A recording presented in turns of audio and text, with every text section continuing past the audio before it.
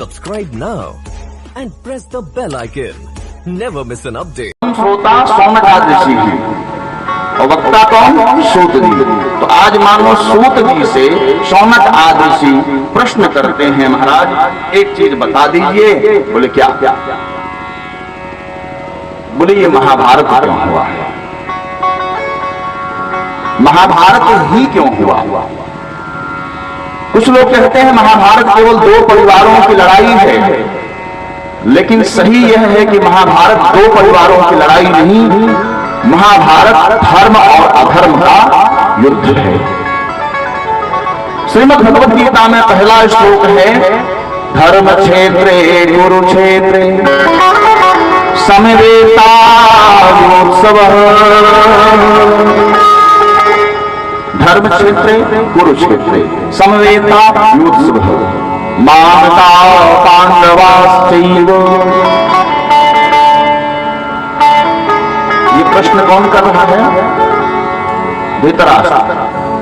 किससे कर रहे हैं? संजय से। पहला शब्द क्या आया? धर्म क्षेत्र। दूसरा शब्द आया कुरुक्षेत्र, है ना? भौगोलिक दृष्टि में धर्म क्षेत्र कुरुक्षेत्र को अलग किया जा सकता है कि चलो ये तीर्थ है, ये धर्म क्षेत्र है, ये तीर्थ नहीं है, अधर्म क्षेत्र है। लेकिन आध्यात्मिक दृष्टि में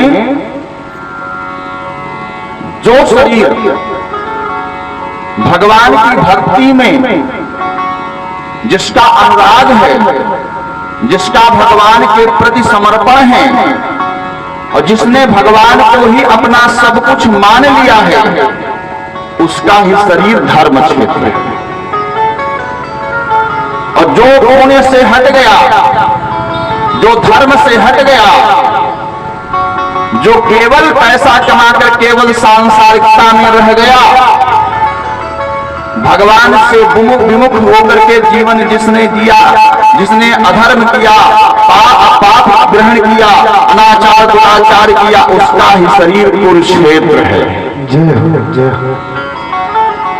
अन्यथा अगर ऐसा न होता तो पांडवों में 5 भाई भगवान, 5 भाई थे युधिष्ठिर, पांचों में श्रीमद् भगवत गीता अर्जुन को ही भगवान ने क्यों सुनाई? धर्म के स्वरूप युधिष्ठिर को क्यों न सुना दी? युधिष्ठिर का चुनाव कर लेते, नहीं सुनाई। और कौरव पक्ष में भी देखें तो भीष्म पितामह जैसा भक्त कौन हो सकता है? भीष्म पितामह बहुत श्रेष्ठ भक्त हैं भाई, 12 भक्तों में उनका नाम भी है। उनको भी सुना सकते थे, नहीं सुनाया। क्यों? क्योंकि अर्जुन का जो समर्पण था भगवान श्री कृष्ण के प्रति, वह समर्पण किसी और का नहीं था। गजब का समर्पण था उनका। समर्पण न होता तो भगवान को ही अपना सारथी क्यों बना लेते? 18 अक्षौणी सेना ले लेते। भगवान ने कहा मैं निहत्था रहूंगा, एक तरफ युद्ध नहीं करूंगा। दुर्योधन ने विचार किया युद्ध ही नहीं करेंगे, निहत्थे रहेंगे तो क्या कर लेंगे? उसकी सोच थी सेना इनसे बड़ी है, लेकिन अर्जुन की सोच थी ना, नारायण अगर हैं तो सेना हमारा क्या कर लेंगे? दुनिया की, संसार की सारी सेना इकट्ठा हो जाए, लेकिन एक तरफ अगर नारायण हैं तो मेरी रक्षा में तत्पर रहेंगे। यही विश्वास, यही समर्पण अर्जुन के लिए भगवान ने चयन किया, अर्जुन को चयन किया गीता सुनाने के लिए। ध्यान देना। तो मानो अर्जुन ने भी कह दिया प्रभु जो मेरी 5 कर्मेंद्रियां हैं, 5 ज्ञानेंद्रियां हैं, एक मन है, यही मेरे 11 घोड़े हैं और मेरा यह शरीर रथ है।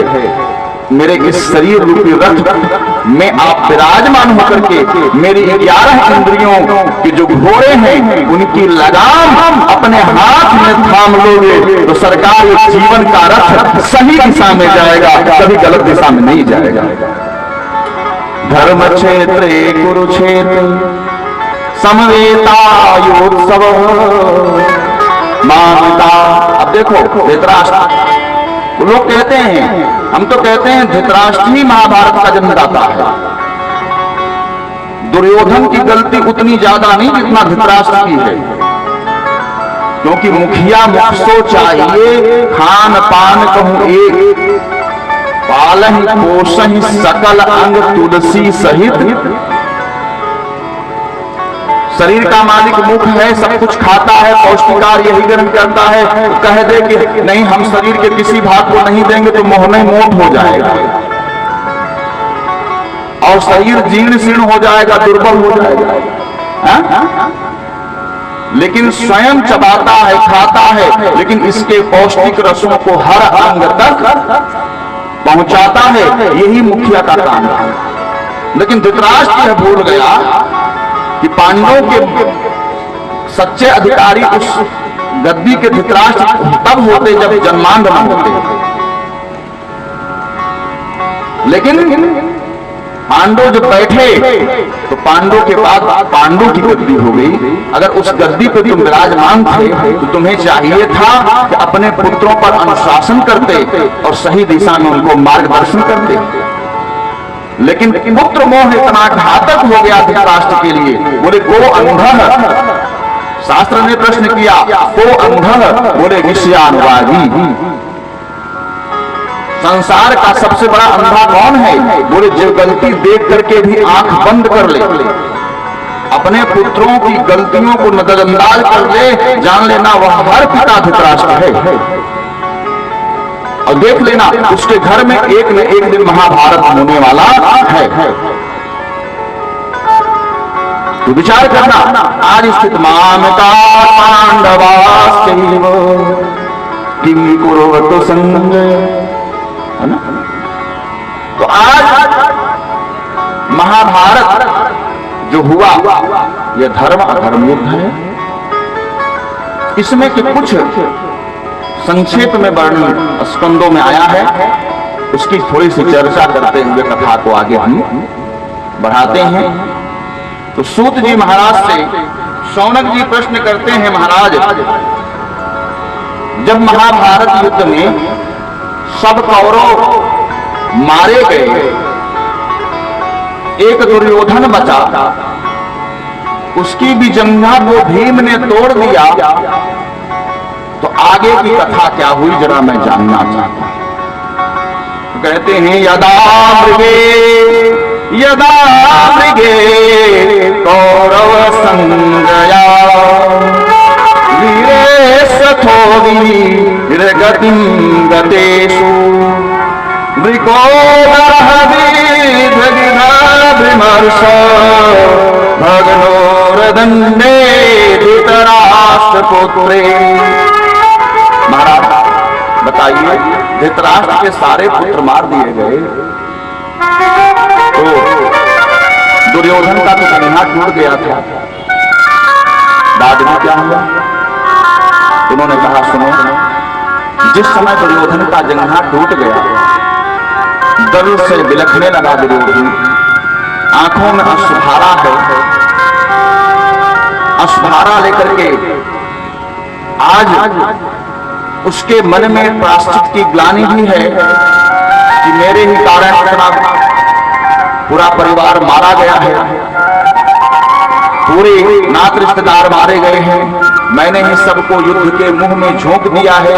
यह बात भी उसके मन में है, लेकिन एक बात और उसके मन में है, जिस ग्लानि से ज्यादा तड़प रहा है वह ग्लानि यह है कि हम 100 भाई थे, वो 5 थे, हमारे पास 18 अक्षौणी सेना थी, एक से एक वीर महायोद्धा थे, कृपाचार्य, द्रोणाचार्य, भीष्म पितामह, शैल से लगा करके तमाम ऐसे योद्धा थे, लेकिन फिर भी हम पांडवों का बाल बाका न कर सके। अगर एक भी पांडव मरा होता तो मेरे मन को शांति होती कि कम से कम हम लोगों ने मिलकर एक पांडव का वध तो कर दिया। लेकिन यह शांति भी मुझे नहीं मिल पाई। उसी समय अश्वत्थामा पहुंच जाता है। अश्वत्थामा जब पहुंचा, मित्र दुर्योधन की आंखों में आंसू देखा। मित्र ये क्या कर रहे हो? आंखों से आंसू क्यों गिरा रहे हो? क्या जंघा टूट गई है? उसकी पीड़ा है। मित्र, आप तो बहुत वीर हो, परम धैर्यवान हो, फिर ये आंसू किस लिए? उसने कहा, मित्र, ये आंसू मेरी जंघा टूट गई इसके लिए नहीं है, मेरे भाई सब शहीद हो गए इसके लिए भी नहीं है, मेरी आंखों के आंसू यह है कि हम इतने लोग थे लेकिन पांडवों को मार न सके। मित्र, क्या करूं, यही मन में ग्लानि है। अश्वत्थामा ने कहा, इसमें कौन सी बड़ी बात है, आप आदेश करो मैं मार देता हूं। दुर्योधन ने कहा, लो कर लो बात, हम इतने लोग न मार पाए, कह रहे हैं हम मार देंगे। बोले, मित्र तुम मार दोगे? बोले, हाँ, 5 पांडवों का वध कर दूंगा मैं। बोले, तुम 1 पांडवों का भी वध अगर मेरे रहते, मेरे जीते जी कर दो तो मैं शांति से कम मर सकूंगा। बोले, मित्र अभी गया अभी आया। अश्वत्थामा वहां से निकल गया।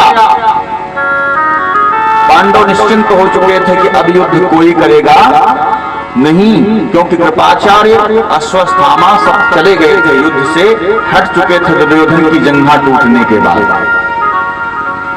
है ना? अब कौन युद्ध करेगा? तो सब लोग शांति से शिविर में शयन कर रहे थे।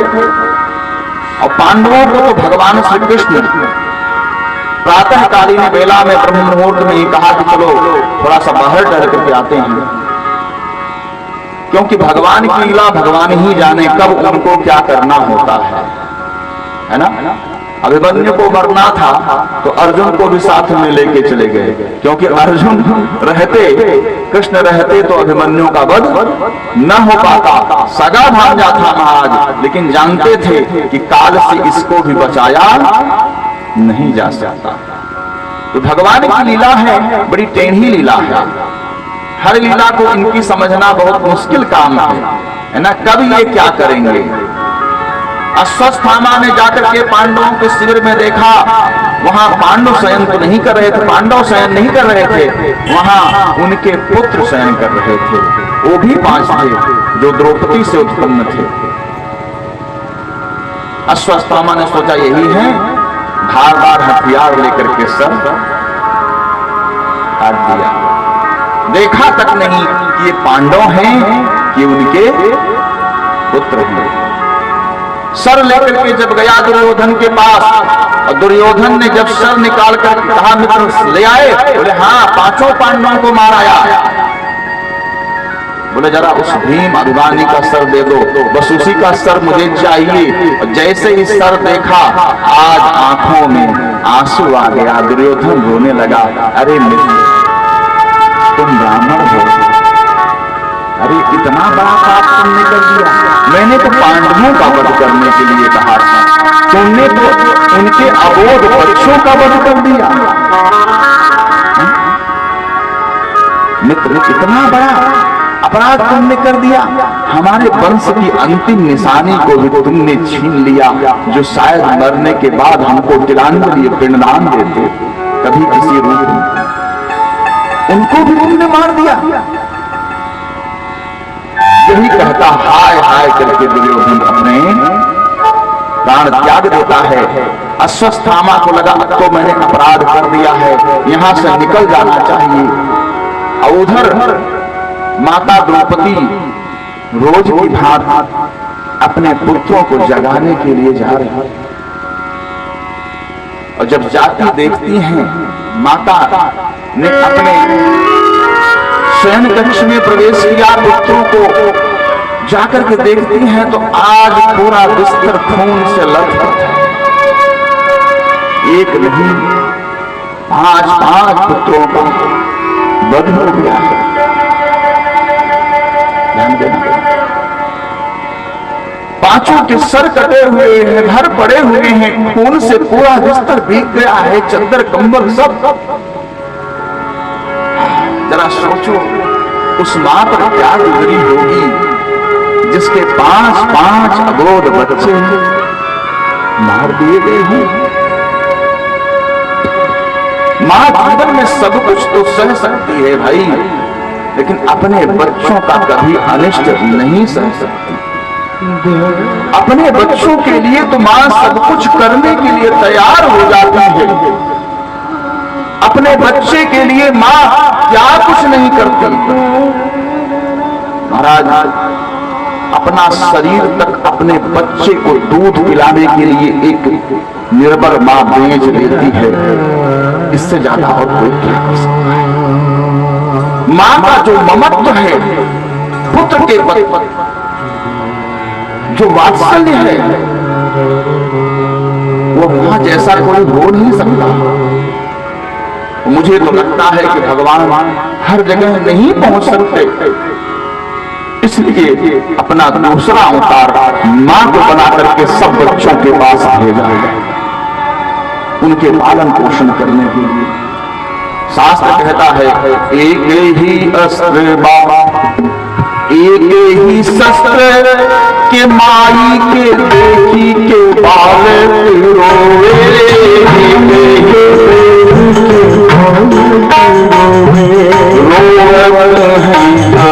लोलरी का तब ममतारी कबहू नहीं सोए, लड़का खुश है अपना खुश है, लड़का खुश है अपना खुश है, लड़का के बदे सुख संपत्ति खोए,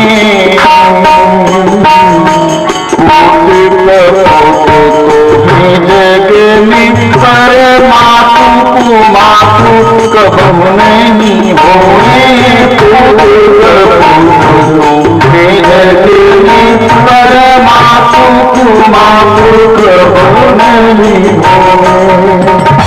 पुत्र को पुत्र हो सकता है लेकिन माता को माता नहीं हो सकती। एक पुत्र चला गया विंध्याचल दर्शन करने के लिए। पुजारी जी ने पूछा, बेटा माता जी का दर्शन करने आए हो? बोले हाँ महाराज, माता जी का दर्शन करने के लिए आया हूं। बोले घर वाली माता के क्या हाल चाल है? बोले उनसे तो सालों से बोल चाल बन गई। उसने कहा घरवाली माता से सालों से बोल चाल बंद है। पुजारी खिन्न हो गया। पुजारी ने कहा चले जाओ, तुमको माता जी का दर्शन नहीं होगा। बोले क्यों? बोले इसलिए तुम जन्मदात्री माता की अवहेलना करके जगतदात्री माता का दर्शन करने आए हो, तुमको दर्शन नहीं हो सकता। बोले पुजारी जी माता जी के चरणों में अड़हुल का फूल चढ़ाऊंगा, माता प्रसन्न हो जाएंगी। बोले नहीं होंगी। बोले धूप दीप नैवेद्य चढ़ाऊंगा, माता प्रसन्न हो जाएंगी। बोले नहीं होंगी। बोले पुजारी जी माता जी के चरणों में जाकर के नारियल तोड़ूंगा, मां प्रसन्न हो जाएगी। पुजारी जी ने कहा बेटा नारियल नहीं, तू अपना सर जाके तोड़ दे, माता तुझसे तब तक नहीं प्रसन्न होंगी जब तक तेरी जन्मदात्री माता तुझसे प्रसन्न नहीं होगी। ध्यान देना, अपनी मां को हम न प्रसन्न कर सके देवी को प्रसन्न कर लेंगे, अपने पिता को न प्रसन्न कर सके भगवान को प्रसन्न कर लेंगे? संभव नहीं। मां भगवान का स्वरूप होती है हर व्यक्ति के पास, इसलिए मां को भगवान ने बना के भेजा है। और जिसके मां नहीं है जान लेना उसका भगवान उससे दूर गया है। मां जब तक रहे जीवन में उसे कष्ट न दो। आज देखो मां की आंखों से अश्रुधारा गिर रही है और वात्सल रस में मां रो रो करके अपने प्राण दे रही है। मां बच्चे के जीवन में कभी भी उदासी नहीं दे सकती। मां सबसे पहले पूछती है बेटा क्या करके आए हो?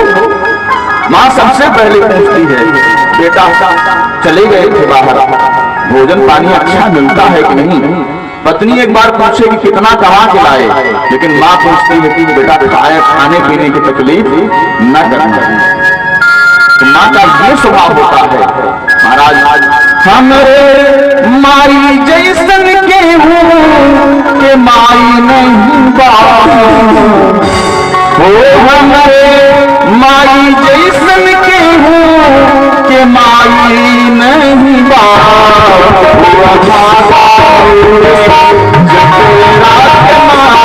नहीं था, तू हमारा तेरा कमाई नहीं था। हमरे माई जैसा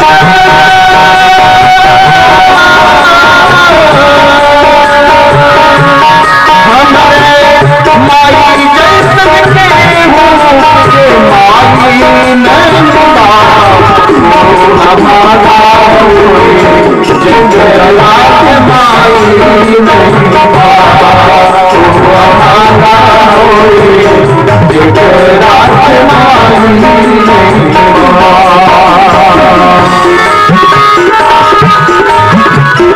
माई नहीं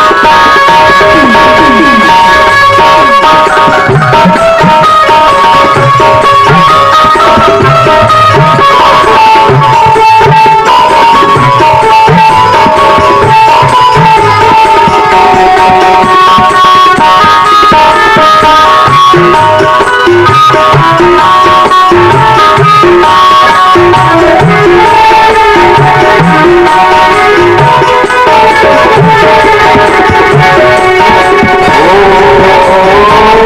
बचपन से माही हमका दुखवा पिया मेरी, बचपन से माही हमका दुखवा पिया मेरी, दुखवा पिया में माही दुनिया सतावे, दुखवा दुनिया सतावे।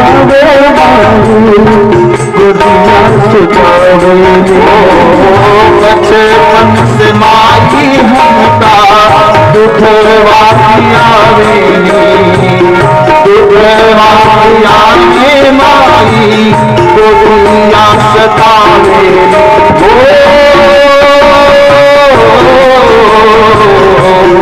उनके दुधवा जैसन खाना मिठाई नहीं बा, उनके दुधवा जैसन खाना मिठाई नहीं बा,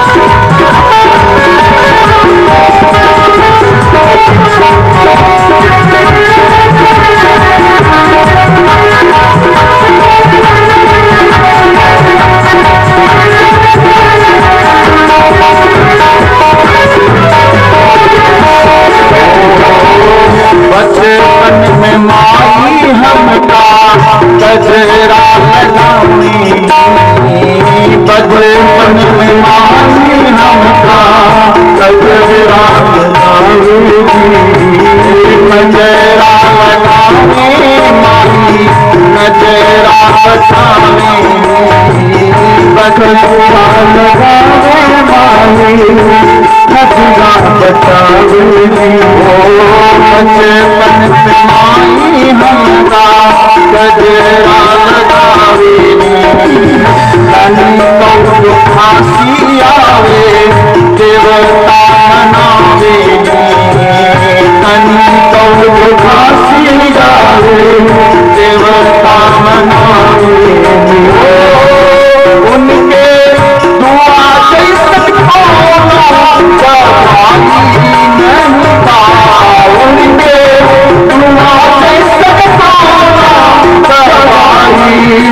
हमारा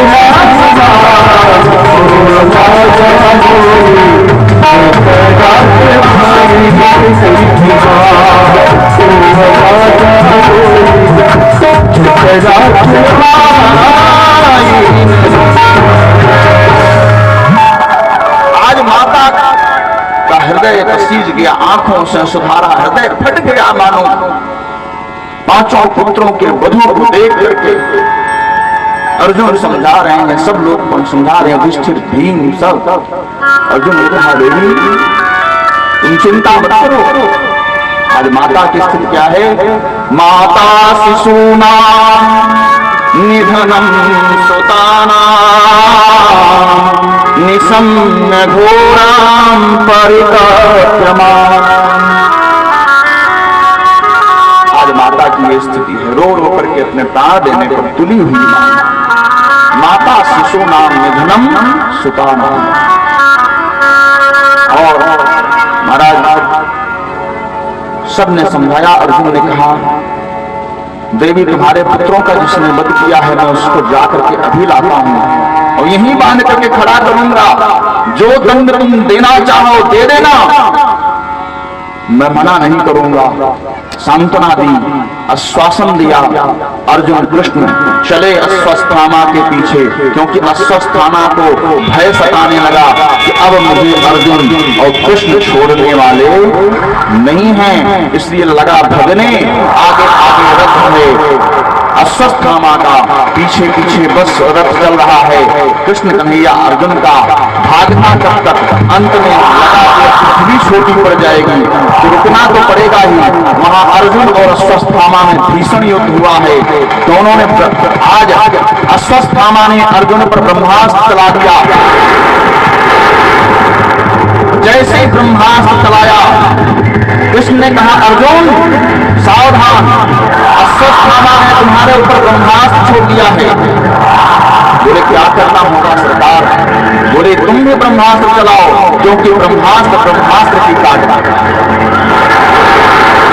अर्जुन ने भी ब्रह्मास्त्र चलाया।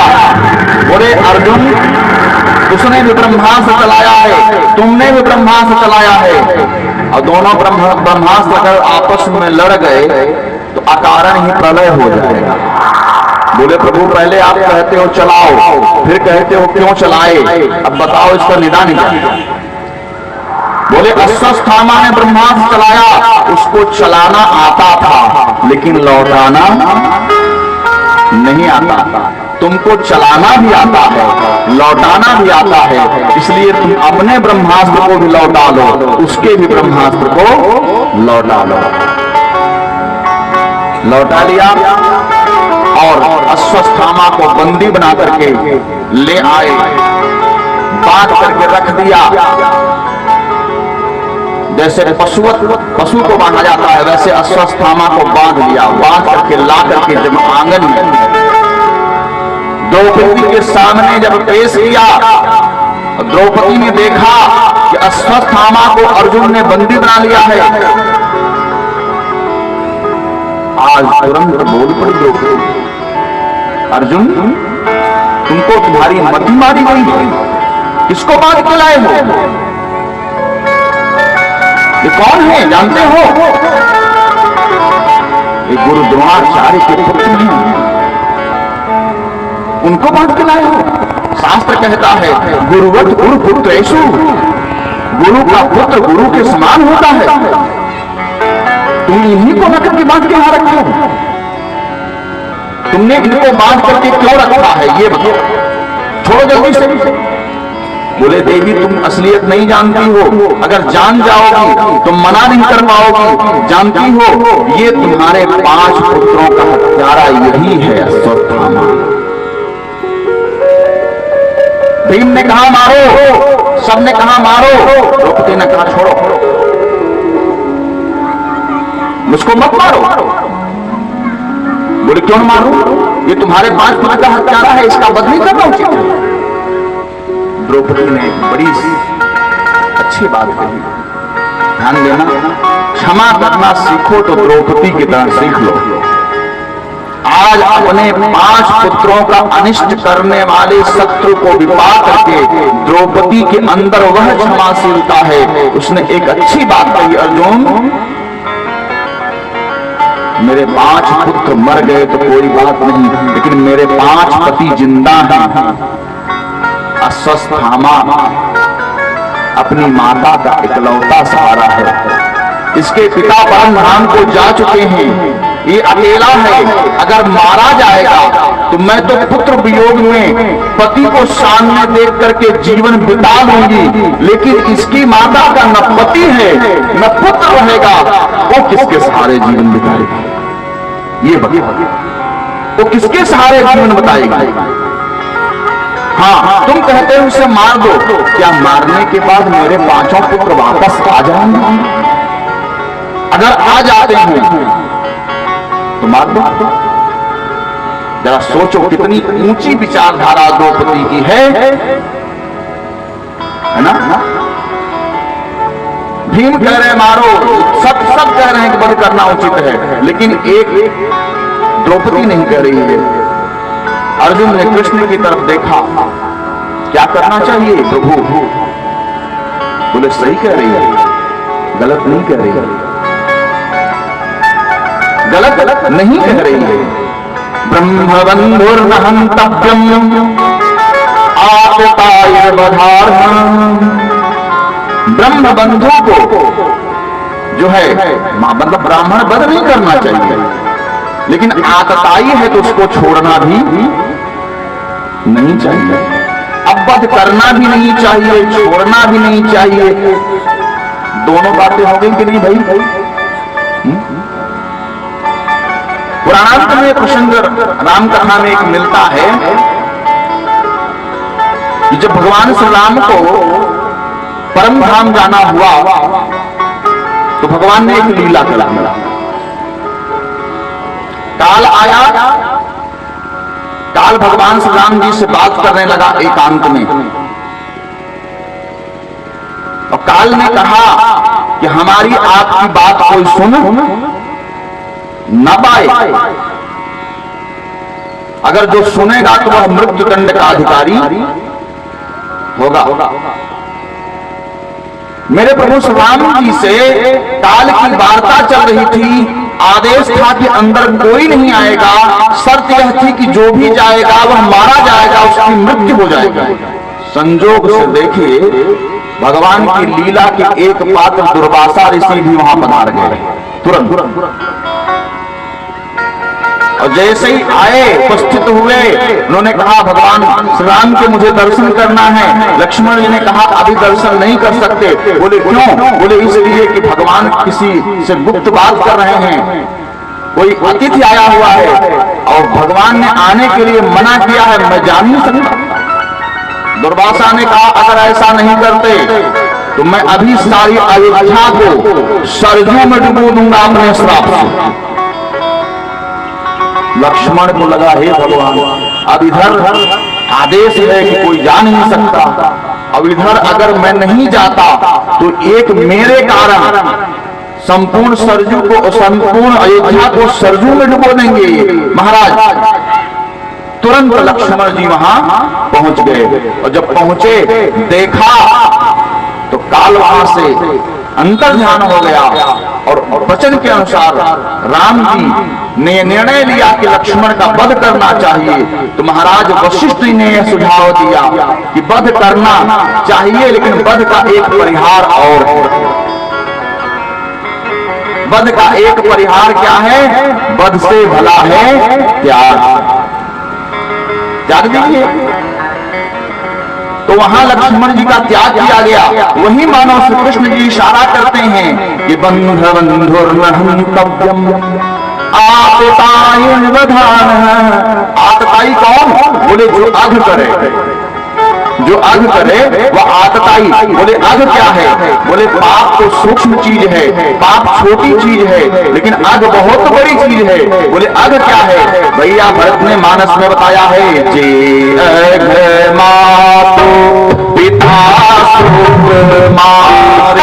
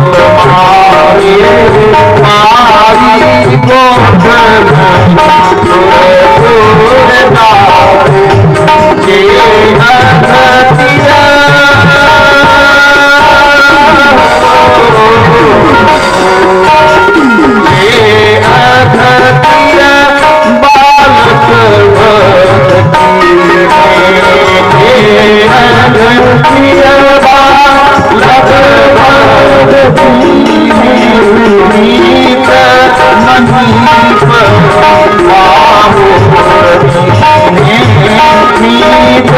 मारी कोठ मणि सुरपुर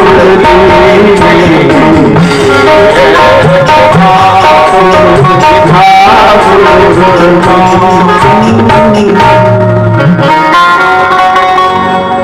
माता पिता सुत का वध करने वाला जेघमाद पिता सुत मारे गाय गोठ महिषुरपुर गौशाला को जलाने वाला महिषुर अर्थात ब्राह्मणों की नगरी को जलाने वाला अर्थात किसी के भी घर को जलाने वाला यही होता जे अघतीय बालक पद कीने बालकों का ही पद तो किया है तो अधी हुए ना अस्वस्थामा कौन हुआ अधी हो गया अध किया आपताई है आताई को छोड़ना नहीं चाहिए ब्राह्मण को मारना नहीं चाहिए बीच का परिहार वही जो प्रांत में था वही निकाल दिया और आज महाराज अस्वस्थामा के मस्तक में जो मणि थी वह मणि निकाल दी गई मणि निकाल ली गई अच्छी बात है मस्तक पर जो श्री है श्री सम्मान छीन लिया जाएगा किसी व्यक्ति का किसी व्यक्ति का वध कर दिया जाए तो वह एक बार में मरता है लेकिन किसी व्यक्ति का अगर सम्मान छीन लिया जाए तो जब तक जीवित रहेगा अगर सम्मान आ जाती है तो वह तिल तिल करके मरता रहेगा यह ध्यान देना सम्मान वाले व्यक्ति के लिए सम्मान की बहुत बड़ी मायने की है तो आज अस्वस्थामा का जो है महाराज मणि छीन करके उसे रोक दिया गया सूत जी से सौनकादि ऋषियों ने प्रश्न किया महाराज आखिर अस्वस्थामा का वध भगवान ने और कोई कारण से नहीं किया कि यही कारण था बोले एक कारण और भी है बोले क्या बोले अस्वस्थामा बलिर्जासो हनुमाश्चर्य भीषणा कृपा परशुरामश्च सप्तैता चिरजीविनः अस्वस्थामा का वध नहीं किया जा सकता था क्योंकि 7 चिरंजीवों में अस्वस्थामा बलि व्यास हनुमान जी महाराज विभीषण है ना ये सब हैं अस्वस्थामा बलिर्व्यासो हनुमाश्च विभीषण कृपा परशुरामश्च कृपाचार्य जी और परशुराम ये अजर अमर माने गए हैं और 8वें नंबर पे आते हैं मृकंड ऋषि के पुत्र मार्कंडेय जी महाराज ये 7 एक श्लोक में है मार्कंडेय जी का अलग अलग वर्णन मिलता है बोले भक्तवत्सल भगवान की जय। इस प्रकार से महाराज आज स्थित हुई कहते हैं एक बार महाभारत कालीन में ही अपनी पुत्र वधू उत्तरा को द्रौपदी ने शिक्षा देना शुरू किया द्रौपदी ने शिक्षा देना शुरू किया कि देवी उत्तरा तुम मेरी पुत्र वधू हो लेकिन मैं आज तुम्हें जीवन के सही आदर्शवान एक शिक्षा प्रदान करती हूं जो तुम्हारे जीवन में सदैव काम आएगी। बोले क्या मां बताओ। बोले बेटी जीवन में जब कोई दुख पड़े तो उस दुख में सिर्फ परमात्मा को ही याद करना, सुख में तो याद ही करना, लेकिन दुख में भी परमात्मा को ही याद करना। अगर सुख में जो परमात्मा को याद करे, जो भगवान को याद करे, ठाकुर जी को याद करे, तो जीवन में कभी उसमें दुख आने वाला आएगा तो। लेकिन हम सुख में भगवान को पूर्णतः भूले रहते हैं, दुख में ही केवल परमात्मा याद आते हैं। हम सब दो ही भक्तों में आते ही हैं, एक आर्थ और एक अर्थार्थी। जब पैसे की जरूरत पड़ती है तब भगवान के पास जाते हैं, जब पैसे की जरूरत पड़ेगी तब भगवान के पास जाएंगे, और जब कोई दुख पड़ेगा तब भगवान के पास जाएंगे। अन्यथा हम भगवान को याद नहीं करते। करते हैं? नहीं करते। कितने कुछ लोग याद करते होंगे, मैं ऐसा नहीं कह सकता, लेकिन ज्यादातर लोग केवल दो ही चीजों में याद करते हैं। तो देवी उत्तरायण, अगर तुम्हारे ऊपर कोई आपत्ति विपत्ति आवे तो भगवान का स्मरण करना। किसी सांसारिक व्यक्ति से अपने दुख न कहना। बोले माता जी मेरे 5 ससुर हैं, धर्मराज युधिष्ठिर, डांडीधारी अर्जुन, गदाधारी भीम, नकुल सहदेव, इनको न बुलाओ कि मैं इनसे अपना दुख न बताऊं। बोले बेटी यही भ्रम मैंने भी पाल लिया, जो तुमने पाल के रखा है यही भ्रम मैंने भी पाल लिया था। जानती हो घटना उस समय की है जिस समय दुष्ट दुर्योधन ने दुशासन को आदेश दिया, मेरे 5 पतियों ने मुझे जुआ में हार दिया, मुझे जुआ में दांव लगा करके मुझे हरा दिया, मुझे भी समर्पित कर दिया, स्वयं तो हारे मुझे भी समर्पित कर दिया। उस समय मेरे मन में भी भ्रम था कि मेरे 5 पति मेरी रक्षा करेंगे, लेकिन आज दुष्ट दुशासन ने मेरे केस पकड़े और केस पकड़ के ले जाने लगा। मैंने दुशासन से निवेदन किया, दुशासन मुझे मत स्पर्श करो, मैं इस समय स्पर्शनीय नहीं हूं, मुझे राज्यसभा में कुलवधू की इज्जत वहां ले जाकर के नीलाम मत करो। जो गलती मुझसे हुई है उस गलती के लिए मैं क्षमा चाहती हूँ, लेकिन मुझे वहां मत ले जाओ, मैं तुम्हारे आगे हाथ जोड़ती हूँ। दुशासन न सुना और जबरदस्ती घसीट करके ले गया। और 20 सभा में जब दुर्योधन ने आदेश दिया कि इसकी साड़ी को निकाल दो और निकाल करके मेरे जंघे पर बैठा दो, निमस्त कर दो, महाराज आज द्रौपदी अपने पतियों की तरफ जब देखती है तो पति के सर, जो 5 पति हैं, एक से एक धुरंधर हैं, उनके सर आज लज्जा से झुक जाते हैं। क्यों? क्योंकि उन्होंने अपने आप को भी बेच के रखा है, स्वयं गुलाम बनकर के बैठे हैं, पत्नी को भी हार गए हैं। गुलाम को कभी किसी रानी को दांव पे लगाने का अधिकार नहीं होता है, लेकिन धर्मराज युधिष्ठिर ने यहाँ एक बहुत बड़ी गलती की है, ध्यान देना। महाराज आज स्थिति क्या हो गई? जब भीष्म पितामह की तरफ देखा, भीष्म पितामह भी चुप हैं, कृपाचार्य द्रोणाचार्य सब चुप हैं, कोई कुछ कहने को तैयार नहीं। तब द्रौपदी अपने हाथों का प्रयोग करती है, अपनी साड़ी को बचाने के लिए हाथ भी थक जाते हैं, दांतों का प्रयोग करते हैं, दांत भी थक जाते हैं। अब द्रौपदी को लगा कि अब मेरी इज्जत चली जाएगी, मुझे कोई नहीं बचा पाएगा, और अगर मेरी इज्जत चली गई तो मैं नहीं रह पाऊंगा। उसे याद आया मेरा एक धर्म का भाई भी है, कोई आने न आवे, लेकिन मैं अपने भैया को पुकारूंगी तो जरूर आएगा।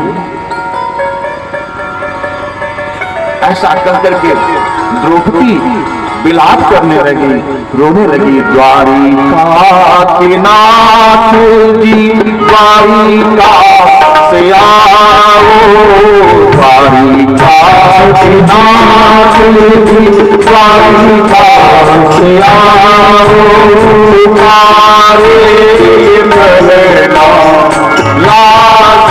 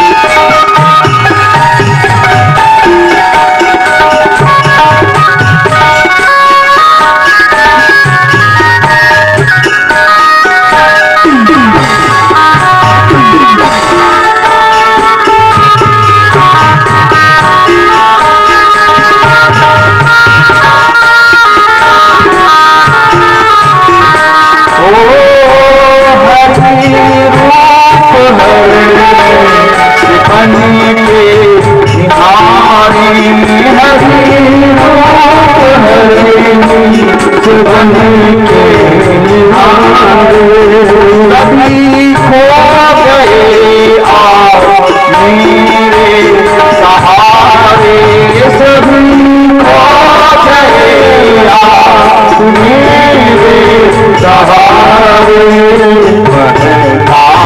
नैना तो आज बताओ, बदनाथ नैना हमें से बचाओ। तुम्हारे ये लाज बचाओ, ये बदना लाज बचाओ। हरि का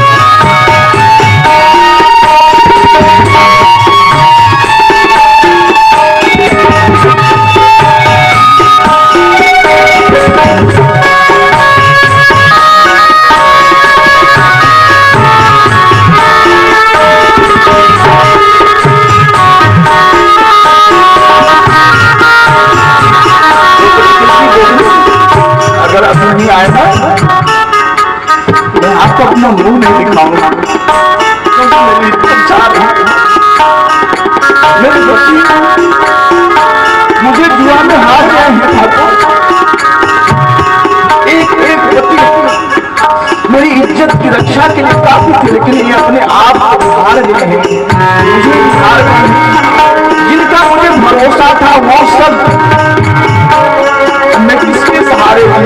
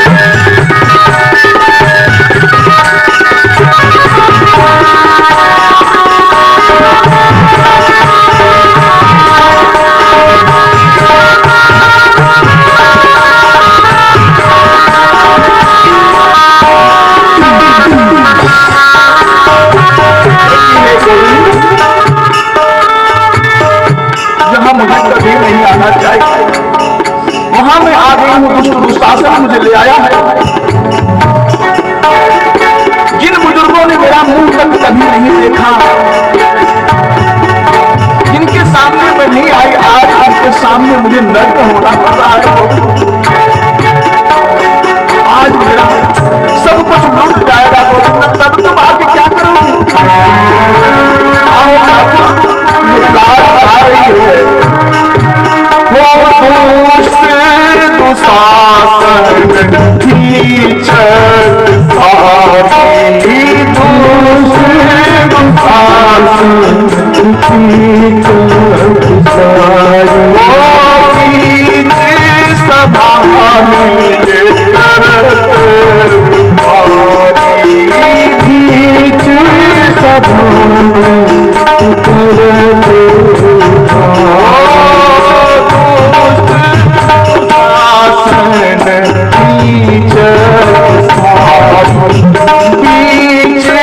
सभा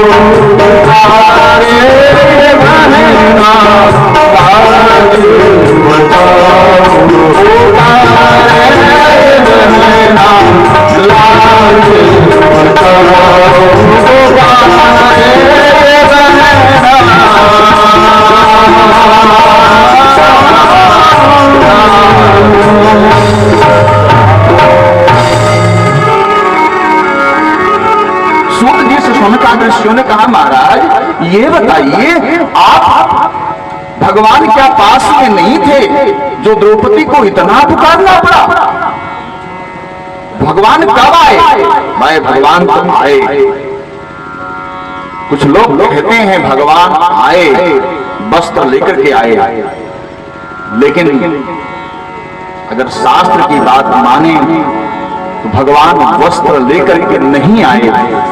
भगवान अपने भक्त की रक्षा के लिए अपने शरीर को ही उन्होंने वस्त्र अवतार में परिणत करके आज उस भक्त की रक्षा की है जो भक्त भगवान क्या उसको इंसान भी स्पर्श नहीं कर सकता था। द्रौपदी उस समय रजस्वला थी, जिसका पति भी उसके हाथ से पानी लेना उस अवस्था में नहीं पसंद करता है। शास्त्र मना करता है। उस स्थान उस व्यवस्था अवस्था में ही मेरे ठाकुर जी आज अपने शरीर को वस्त्र में परिणित करके आज द्रौपदी के शरीर की रक्षा के लिए अपने आप को लपेट लिया। ये भगवान का जो है वस्त्रावतार हो गया। आने में देर क्यों लगा? बोले आने में देर इसलिए लगा क्योंकि द्रौपदी बुलाने में गलती कर दी। द्रौपदी ने कहा होता ठाकुर जी आप जहां हो आ जाओ मेरे पास, तो आ जाते, लेकिन द्रौपदी ने कहा हे कृष्ण द्वारकावासी वंदना, हे कृष्ण द्वारकावासी। भगवान ने कहा भी तो मैं हंसना और वासना था, अभी हमको द्वारिकावासी बुला रही तो पहले मैं जा जाऊं द्वारिका होके तब आता हूं। बुरी भगवान इसलिए आने में देर हो गया। भगवान के लिए कुछ भी असंभव नहीं है। अगर हमारे अंतःकरण की चाह अच्छी है, भगवान के प्रति भाव अच्छा है, तो भगवान हमारे लिए किसी रूप में अवतार लेकर के हमारी लज्जा की रक्षा के लिए आ सकते हैं। लेकिन हम द्रौपदी बने तो सही, हमारा द्रौपदी के प्रति समर्पण तो हो। द्रौपदी का समर्पण था, भगवान के हाथ में चोट लगा था, अपनी नई रेशमी साड़ी चमचमाती साड़ी को फट से फाड़ करके भगवान की उंगलियों में बांध दिया था।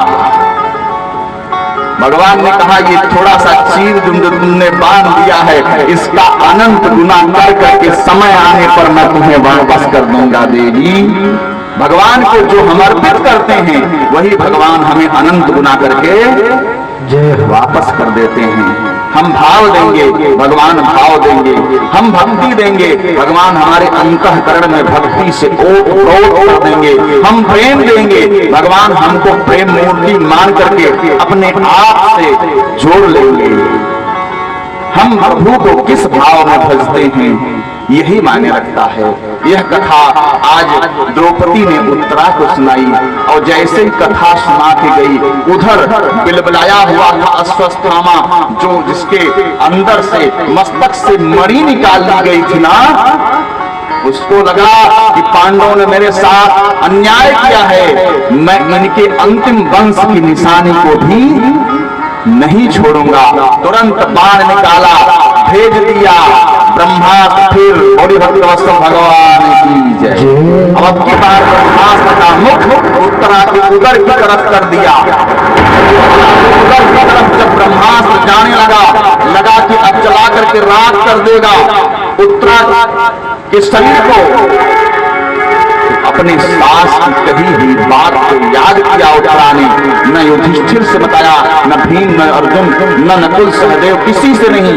आज वहीं हाथ जोड़ के कहने लगी उत्तरा, पाहि पाहि महायोगी देव देव जगत्पते,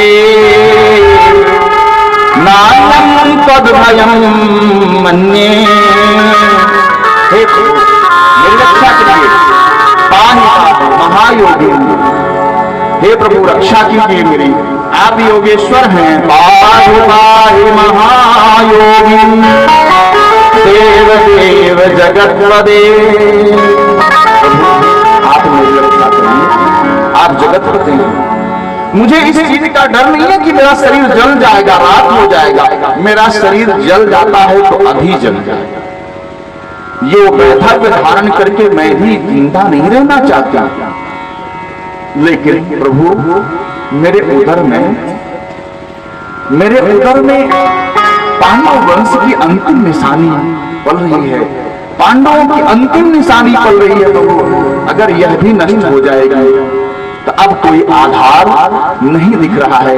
मेरे बच्चे को बचा लीजिए ठाकुर जी, मैं मर जाती हूँ तो मर जाऊं। अभी मैंने माँ की महिमा सुनाई ना, माँ अपने बच्चे के लिए अपने प्राण को दांव पर लगा देती है। मानो उत्तरा कह रही है कि मेरा शरीर जलता है तो जल जाए ठाकुर, लेकिन मेरे बच्चे को बचा लीजिए, पांडव वंश की अंतिम निशानी बचा लीजिए। स्तुति गाई, भगवान श्री कृष्ण दौड़ आए और तुरंत देखा ब्रह्मास्त्र उदर की तरफ बढ़ा है, उदर में प्रवेश कर रहा है और उदर को जलाकर के राख कर देगा। ये आप जानते हैं भगवान प्रकट होते हैं, पैदा कभी किसी के शरीर से नहीं होते। वेदांत कहता है कि भगवान अगर मानस पढ़ेंगे तो भय प्रकट कृपाला दीन दयाला कौशल्या विकारी, भागवत पढ़ेंगे तमद्भुतम बालक मम बुझे क्षणम, वहां भी भगवान चतुर्भुज रूप में आए हैं, वहां भी चतुर्भुज रूप में आए हैं। चतुर्भुजधारी भगवान कभी किसी गर्भ से पैदा नहीं होते, वो तो लीला मात्र है उदर में करते हैं, बाकी वह प्रकट ही होते हैं। लेकिन आज देखिए भगवान अपने भक्त की लज्जा की रक्षा के लिए, अपने भक्त को बचाने के लिए अंगुष्ठ मात्र शरीर धारण करके आज उत्तरा के गर्भ में चले गए, प्रवेश कर लिया उन्होंने। अब प्रवेश कर लिया, प्रवेश करके महाराज आज परीक्षित की रक्षा कर ली उस अस्त्र से। सूत जी ने जब यह कथा शौनक आदि ऋषियों को सुनाई तो आज शौनक आदि ऋषियों की आंखों से अश्रुधारा गिरने लगी। मेरे ठाकुर जी ने अपना नियम तोड़ दिया, गर्भ में चले गए। बोले प्रबल प्रेम के पाले पड़कर प्रभु को नियम बदलते देखा, प्रबल प्रेम के पाले पड़कर प्रभु को नियम बदलते देखा। अरे प्रभु का मान भले टल जाए लेकिन भक्त का मान न टलते देखा, भक्त का मान न टलते देखा। भगवान भक्त के वशीभूत हैं। आज गर्भगत हो गए, रक्षा की। सूत जी ने कहा शौनक आदि ऋषियों, यह आश्चर्य की बात नहीं है कि भगवान गर्भ में चले गए। बोले इससे आश्चर्य की बात यह है कि वह बालक कितना बड़ा पुण्यशाली था जिसने भगवान को भी गर्भ में आने के लिए मजबूर कर दिया। वह बालक कितना पुण्यशाली था, जरा इस पर विचार करना। उसने भगवान को भी गर्भ में आने के लिए विवश कर दिया। वह उसके कई जन्म के पुण्य होंगे। बोले भक्त वत्सल भगवान।